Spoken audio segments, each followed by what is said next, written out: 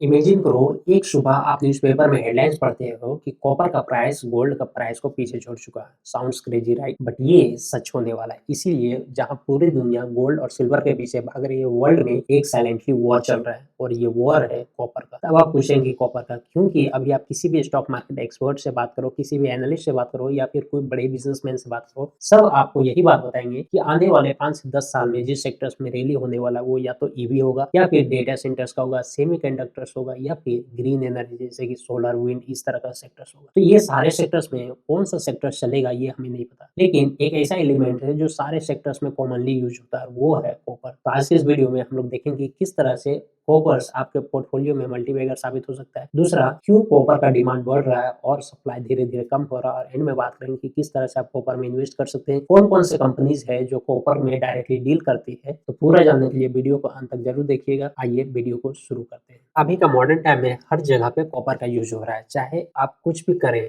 आपको कॉपर्स का रिक्वायरमेंट पड़ता है। चाहे आप मोबाइल यूज कर रहे हो, लैपटॉप यूज कर रहे हो, घर बनाना हो या फिर आपको कार ही क्यों ना बनाना हो, हर जगह पे कॉपर का यूजेस है। एक तरह से यूँ समझिए कि बिना कॉपर का लाइफ एग्जिस्ट ही नहीं कर सकता है अभी के टाइम पे। और जिस तरह से हमारा लाइफस्टाइल हो गया है, हर छोटी से छोटी चीज़ों में एआई यूज़ कर रहे हैं, चैट जीपीटी, परप्लेक्सिटी, क्लाउड वगैरह। जितना ज़्यादा एआई यूजेस होगा, उतना ही ज़्यादा इलेक्ट्रिसिटी का कंजम्पशन होगा। जितना ज़्यादा इलेक्ट्रिसिटी का कंजम्पशन होगा, उतना ही ज़्यादा कॉपर का यूज़ होगा। जब-जब इंडस्ट्री में इंडस्ट्रियल बूम आया है, कॉपर्स ने मल्टी बेगर्स का रिटर्न दिया है। चाहे फिर वो पोस्ट वर्ल्ड वॉर का टाइम हो या फिर 2000 में जब चाइना में इंडस्ट्रियल बूम आया था, उस वक़्त का टाइम हो, हर बार कॉपर्स ने मल्टी बेगर्स का रिटर्न दिया है। और अगर डिमांड्स की बात करें तो डिमांड बहुत सारे जगह से आ रही है। इलेक्ट्रिक एंड इक्विपमेंट से 32% का डिमांड आता है कॉपर्स में। बिल्डिंग कंस्ट्रक्शन एरिया से 26% का डिमांड आता है। इंफ्रास्ट्रक्चर से 17% का, और ट्रांसपोर्टेशन चाहे एयरक्राफ्ट हो या ट्रेन हो, उससे 13% का डिमांड आता है। तो एक तरफ से ये डिमांड धीरे-धीरे बढ़ रहा है। जब नॉर्मल कार पहले बनाने में जितना कॉपर का यूज़ होता था, इलेक्ट्रिक कार बनाने में उससे 4 से 5 गुना यूज़ होता है। नॉर्मल जो थर्मल पावर प्लांट्स में यूज़ होता था, अभी जो सोलर या विंड पावर एनर्जी है, उसमें 4 से 5 गुना ज़्यादा कॉपर का यूजेस होता है। एक तरफ से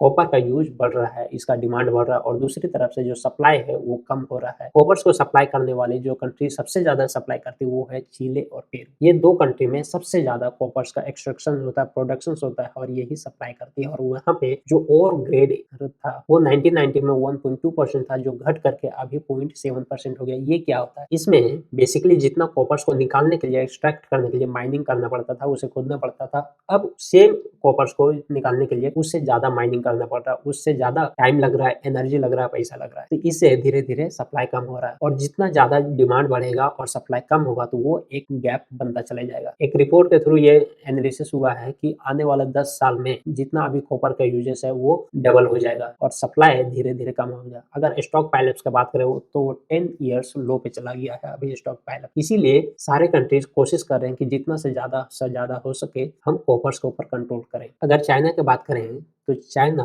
50% से ज़्यादा स्मेल्टिंग कैपेसिटी अभी कंट्रोल करता है, और इसका टारगेट है कि 2030 तक ये वो दुनिया का सेकंड लार्जेस्ट प्रोड्यूसर बन जाए कॉपर्स का। यूएस जो एक टाइम पे मार्केट लीडर हुआ करता था, आज 5वें नंबर पे है, और ये जो उसके पुराने माइंस थे वो सारे को फिर से रीओपन कर दिया है। रसिया की बात करें तो रसिया भी अफ्रीका के थ्रू इसमें इन्फ्लुएंस करने का कोशिश कर रहा है। सऊदी अरेबिया पाकिस्तान का एक प्रोजेक्ट है, रेकोडिक माइनिंग प्रोजेक्ट, उसके थ्रू वो कॉपर्स को यूज कर रहा है। ये सारी चीजें तो होगी बाहर दूसरे कंट्री के बारे में, बट इंडिया क्या कर रहा है? तो इंडिया भी बहुत सारे मिनरल प्रोजेक्ट्स को आइडेंटिफाइड किया है। 20 से ज्यादा प्रोजेक्ट्स का ऑक्शन शुरू कर दिया है, और इंडिया को लिथियम रिजर्व भी मिला है जम्मू एंड कश्मीर, जो वर्ल्ड में 7वें नंबर पे है। बट एक माइंस को प्रॉपरली तरह सारी चीजें करने में, उस वहां से एक्सट्रैक्शन कराने में 10 से 15 साल से ज्यादा का समय लग जाता है एक माइंस को प्रॉपरली रन करने में। बट अभी हमारे पास उतना समय नहीं है। ये रिसोर्सेज का वॉर नहीं है, ये वॉर है टाइमिंग का, क्योंकि आने वाला टाइम है एआई का, और जितना ज्यादा एआई का यूज होगा उतना ही ज्यादा कॉपर्स का रिक्वायरमेंट्स बढ़ेगा। अगर आपको डिफेंस में आगे बढ़ना है किसी कंट्री को,